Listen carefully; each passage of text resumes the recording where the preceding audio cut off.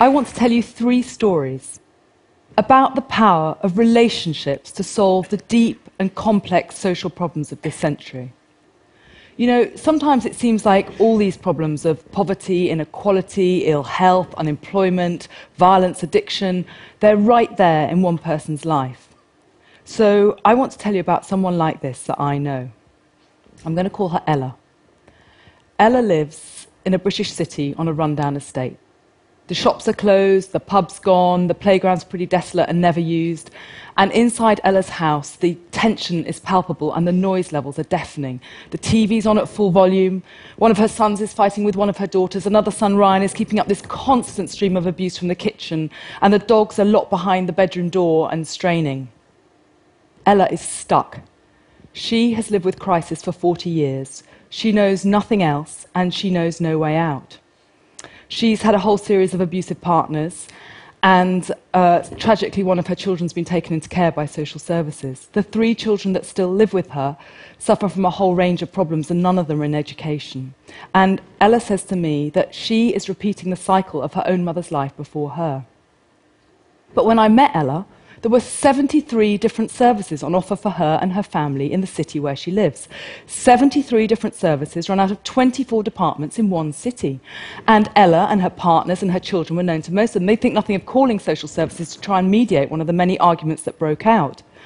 And the family home was visited on a regular basis by social workers, youth workers, a health officer, a housing officer, a home tutor, and the local policeman. And the government say that there are 100,000 families in Britain today, like Ella's, struggling to break this cycle of economic, social and environmental deprivation. And they also say that managing this problem costs £250,000 per family per year, and yet nothing changes. None of these well-meaning visitors are making a difference. This is a chart we made in the same city with another family, like Ella's. This shows 30 years of intervention in that family's life. And just as with Ella, not one of these interventions is part of an overall plan. There's no end goal in sight. None of the interventions are dealing with the underlying issues. These are just containment measures, ways of managing a problem. Like one of the policemen says to me, look, I just deliver the message and then I leave. So I've spent time living with families like Ella's in different parts of the world because I want to know what can we learn from places where our social institutions just aren't working. I want to know what it feels like to live in Ella's family. I want to know what's going on and what we can do differently. Well, the first thing I learned is that cost is a really slippery concept. Because when the government says that a family like Ella's costs £250,000 a year to manage, what it really means is that this system costs £250,000 a year. Because not one penny of this money actually touches Ella's family in a way that makes a difference. Instead, the system is just like this costly gyroscope that spins around the families, keeping them stuck at its heart exactly where they are. And I also spend time with the frontline workers, and I learned that it is an impossible situation. So Tom, who is the social worker for Ella's 14-year-old son Ryan, has to spend 86% of his time servicing this system. Meetings with colleagues, filling out forms, more meetings with colleagues to discuss the forms, and maybe most shockingly, the 14% of time he has to be with Ryan is spent getting data and information for the system. So he says to Ryan, how often have you been smoking? Have you been drinking? When did you go to school? And this kind of interaction rules out the possibility of a normal conversation. It rules out the possibility of what's needed to build a relationship between Tom and Ryan. When we made this chart, the frontline workers, the professionals, they stared at it absolutely amazed. It snaked round the walls of their offices. So many hours, so well meant, but ultimately so futile. And there was this moment of absolute breakdown, and then of clarity. We had to work in a different way. So in a really brave step, the leaders of the city where Ella lives agreed that we could start by reversing Ryan's ratio. So everyone who came into contact with Ella or a family like Ella's would spend 80% of their time working with the families and only 20% servicing the system. And even more radically, the families would lead and they would decide who was in the best position to help them. So Ella and another mother were asked to be part of an interview panel to choose from amongst existing professionals who would work with them. And many, many people wanted to join us because you don't go into this kind of work to manage a system. You go in because you can and you want to make a difference. So Ella and the mother asked everybody who came through the door, what will you do when my son starts kicking me?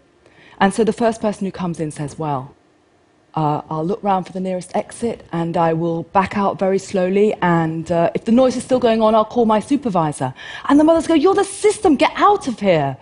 And then the next person who comes is a policeman, and he says, "Well, I'll tackle your son to the ground, and then I'm not sure what I'll do." And the mothers say, "Thank you."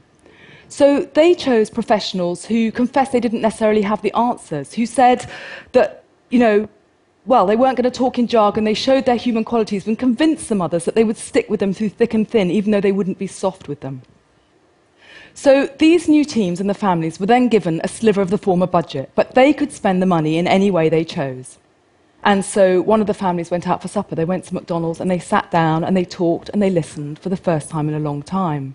Another family asked the team if they would help them do up their home. And one mother took the money and she used it as a float to start a social enterprise. And in a really short space of time, something new started to grow. A relationship between the team and the workers. And then some remarkable changes took place. So maybe it's not surprising that the journey for Ella's had some big steps backwards as well as forwards. But today, she's completed an IT training course, she has her first paid job, her children are back in school, and the neighbours who previously just hoped that this family would be moved anywhere except next door to them are fine. They've made some new friendships. And all the same people have been involved in this transformation. Same families, same workers, but the relationship between them has been supported to change. So I'm telling you about Ella because I think that relationships are the critical resource we have in solving some of these intractable problems. But today, our relationships are all but written off by our politics, our social policies, our welfare institutions. And I've learned that this really has to change. So what do I mean by relationships? I'm talking about the simple human bonds between us, a kind of authentic sense of connection, of belonging, the bonds that make us happy, that support us to change, to be brave like Ella and try something new. And it's no accident that those who run and work in the institutions that are supposed to support Ella and her family don't talk about relationships. Because relationships were expressly designed out of a welfare model that was drawn up in Britain and exported around the world. The contemporaries of William Beveridge, who was the architect of the first welfare state and the author of the Beveridge Report, had little faith in what they called the average sensual or emotional man. Instead, they trusted this idea of the impersonal system and the bureaucrat who would be detached and work in this system. And the impact of Beveridge on the way the modern state sees social issues just can't be underestimated. The Beveridge Report sold over 100,000 copies in the first weeks of publication alone.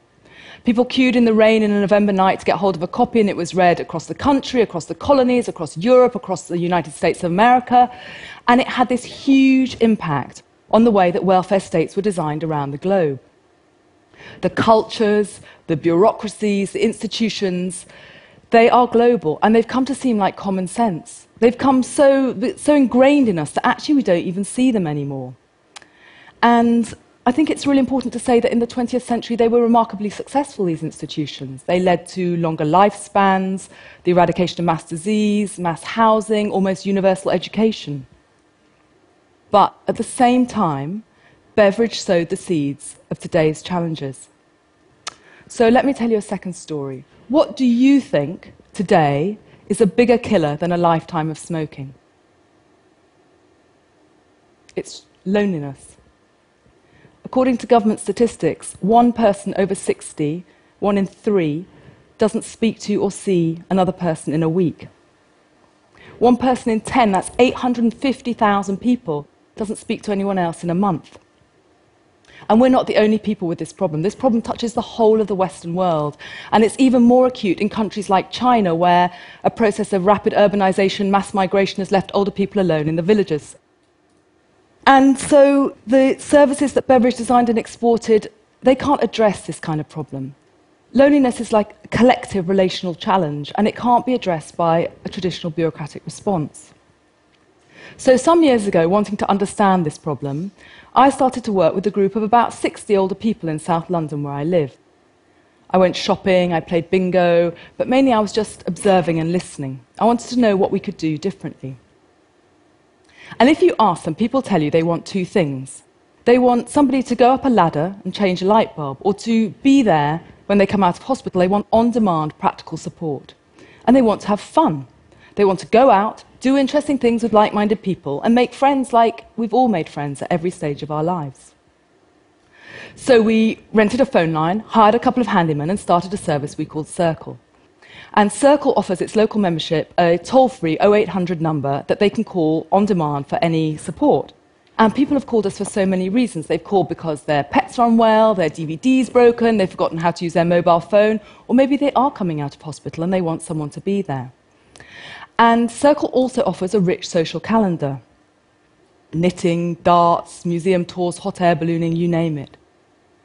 But here's the interesting thing, the really deep change. Over time, the friendships that have formed have begun to replace the practical offer. So let me tell you about Belinda. Belinda's a Circle member, and she was going into hospital for a hip operation, so she called her local Circle to say they wouldn't see her for a bit. And Damien, who runs the local Circle, calls her back and says, "How can I help?" And Belinda says, "Oh no, I'm fine. Jocelyn is doing the shopping, Tony's doing the gardening, Melissa and Joe are going to come in and cook and chat." So 5 Circle members had organised themselves to take care of Belinda.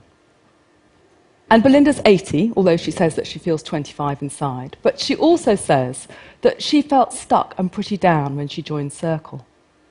But the simple act of encouraging her to come along to that first event led to a process where natural friendships formed, friendships that today are replacing the need for expensive services. It's relationships that are making the difference. So I think that 3 factors have converged that enable us to put relationships at the heart and centre of how we solve social problems today. Firstly, the nature of the problems. They've changed and they require different solutions. Secondly, the cost, human as much as financial, of doing business as usual. And thirdly, technology. So I've talked about the first 2 factors. It's technology that enables these approaches to scale and potentially now support thousands of people. So the technology we've used is really simple. It's made up of available things like databases, mobile phones. Circle has got this very simple system that underpins it, enables a small local team to support a membership of up to 1,000. And you can contrast this with the neighbourhood organisation of the 1970s, when this kind of scale just wasn't possible. Neither was the quality or the longevity that the spine of technology can provide. So it's relationships underpinned by technology that can turn the beverage models on their heads. The beverage models are all about institutions with finite resources anonymously managing access. In my work at the front line, I've seen again and again how up to 80% of resource is spent keeping people out. So professionals have to administer these increasingly complex forms of administration that are basically about stopping people accessing the service or managing the queue. And Circle, like the relational services that we and others have designed, inverts this logic. What it says is, the more people, the more relationships, the stronger the solution. So I want to tell you my third and final story, which is about unemployment. In Britain, as in most places in the world, our welfare states were primarily designed to get people into work, to educate them for this, and to keep them healthy. But here too, the systems are failing. And so the response has been to try and make these old systems even more efficient and transactional, to speed up processing times, divide people into ever smaller categories, try and target services at them more efficiently. In other words, the very opposite of relational. But guess how most people find work today? Through word of mouth. It turns out that in Britain today, most new jobs are not advertised. So it's friends that tell you about a job, it's friends that recommend you for a job, and it's a rich and diverse social network that helps you find work. And maybe some of you here this evening are thinking, but I found my job through an advert. But if you think back, it was probably a friend that showed you the ad and then encouraged you to apply. But not surprisingly, people who perhaps most need this rich and diverse network are those who are most isolated from it. So knowing this, and also knowing about the cost and failure of current systems, we designed something new with relationships at its heart. We designed a service that encourages people to meet up, people in and out of work, to work together in structured ways and try new opportunities. And, well, it's very hard to compare the results of these new systems with the old transactional models, but it looks like with our first 1,000 members, we outperformed existing services by a factor of 3 at a fraction of the cost. And here, too, we've used technology. But not to network people in the way that a social platform would do. We've used it to bring people face to face and connect them with each other, building real relationships and supporting people to find work. At the end of his life, 1948, Beveridge wrote a third report. And in it he said he had made a dreadful mistake. He had left people and their communities out. And this omission, he said, led to people, to seeing people, and people starting to see themselves within the categories of the bureaucracies and the institutions. And human relationships were already withering. But unfortunately, this third report was much less read than Beveridge's earlier work. But today, we need to bring people and their communities back into the heart of the way we design new systems and new services, an approach that I call relational welfare. We need to leave behind these old, transactional, unsuitable, outdated models, and we need to adopt instead the shared, collective, relational responses that can support a family like Ella's, that can address an issue like loneliness, that can support people into work and up the skills curve in a modern labour market, that can also address challenges of education, of healthcare systems, and so many more of those problems that are pressing on our societies. It is all about relationships. Relationships are the critical resource we have. Thank you.